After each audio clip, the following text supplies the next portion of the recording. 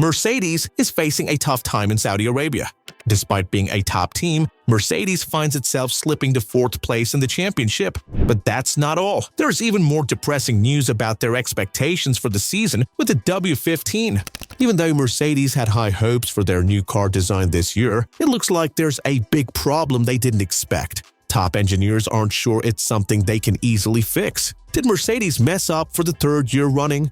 Even more important is how this affects the racing between Russell and Hamilton. George Russell has given some good feedback about the W5 car. But here's the thing F1 fans won't like. Even though Mercedes completely revamped their car for the new season, there's still bad news. On top of that, the team doesn't see a way out of this mess because there's another big problem stopping them from doing well in fast corners. We'll dive into the problems with the W50 and how the car actually got slower in just 1 week. Russell added that we're still figuring out this car because we've had moments of real speed in the last 2 weekends. In the first practice session, right away we were the fastest and always in the top 3. But then, on both weekends, our speed just dropped. It's not that our rivals got faster, it's that we got slower, so we really need to figure out why that happened. But now, it's all about small differences. Russell thinks the drivers from Aston Martin and Ferrari are really close to us.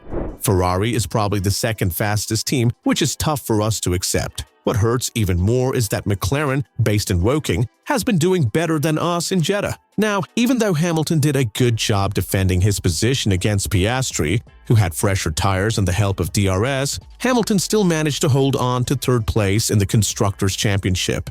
Piastri got the soft tires and faced a tough challenge passing Norris, who also had old tires like him. Hamilton lost about 1 second in the first section of the track on new tires compared to his fellow racer, which is pretty bad when you think about it. But why didn't Mercedes try out everything in the simulator first and then check if it matched up on the actual track? The answer to that is even more upsetting for Mercedes fans. They did try everything in the simulator, but the results were way off from what they thought. So both Russell and Hamilton ended up feeling very different from what they expected in Jeddah.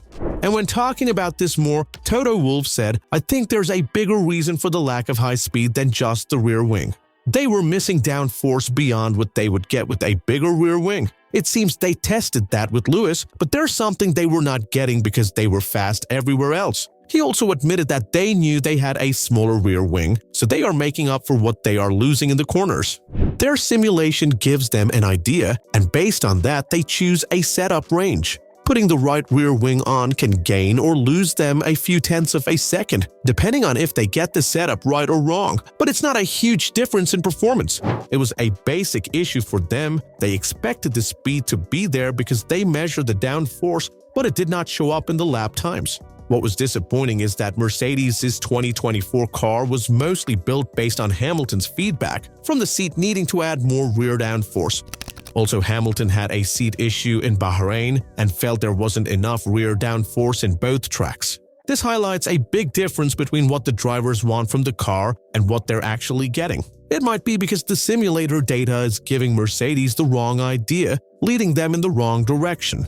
Now they need to figure out who's at fault. Are the drivers not giving clear feedback, or are the engineers not understanding what they need to do to be competitive and at least challenge Ferrari and McLaren for 2nd place? The 7-time world champion had some tough words about the race pace of the W5. When discussing what the team needs to do to be competitive and reach their goals for the season, Hamilton said the car is good in low-speed corners and not too bad in medium-speed ones, but in the fast corners, we're way behind the others. According to the team, it felt like they were in a different league compared to them when going through those fast corners. It's definitely frustrating to be in almost the same position for 3 years in a row. The team has assured that they will stay focused and keep working hard. Maybe they haven't made big changes yet. If we look at the 3 teams ahead of them, they still have different ideas about where we stand in some areas, so we definitely have some performance to gain.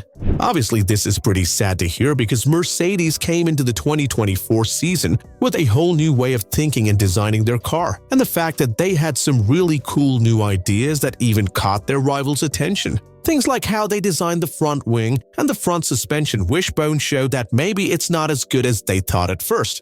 The real benefit of these changes might only be seen in races where you need a lot of downforce. But both Russell and Hamilton were really unhappy with the big rear wing they got in Jeddah, as well as the changes to the front wing.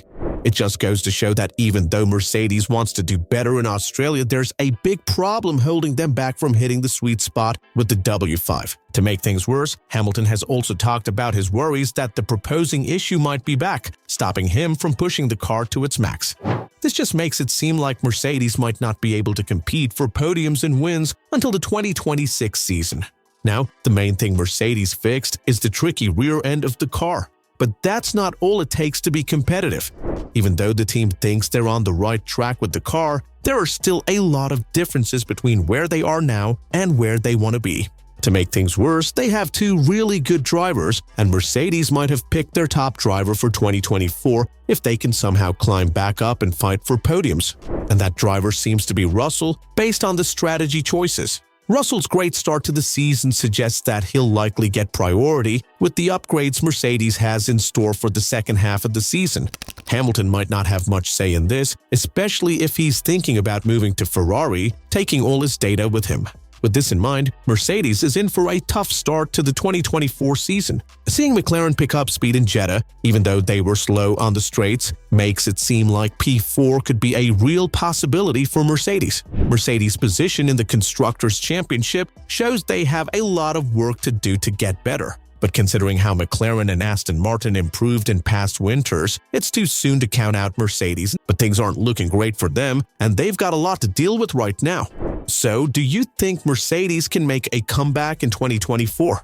And do you think this big problem they're facing can't be fixed anytime soon, maybe not even before 2026? Mercedes discovered that their W15 car is hard to set up and drive. This causes problems with performance and wobbling. They think the car isn't performing as well as it could. Mercedes announced that they're bringing some major upgrades to the W15 car at the Miami Grand Prix. They aim to make the car more predictable and improve its performance. Team boss Toto Wolff said they're changing a lot about the car, like how it's built, its weight, and how air flows around it. They believe this overhaul could give them a better chance of winning in 2024. Lewis Hamilton says the W15 car from Mercedes isn't as bad as its older models that didn't do well. He thinks mistakes stopped the team from getting the most out of the car at the beginning of the 2024 Formula One season. George Russell says the W15 car is much better than the tough W14. He feels more confident in fast corners and thinks it's more stable. Mercedes fixed issues from the old model, making the new car more reliable and easier to handle. What do you think about the whole situation? Share your thoughts in the comments section. Also, don't forget to hit the like and subscribe button. Until next time, see you all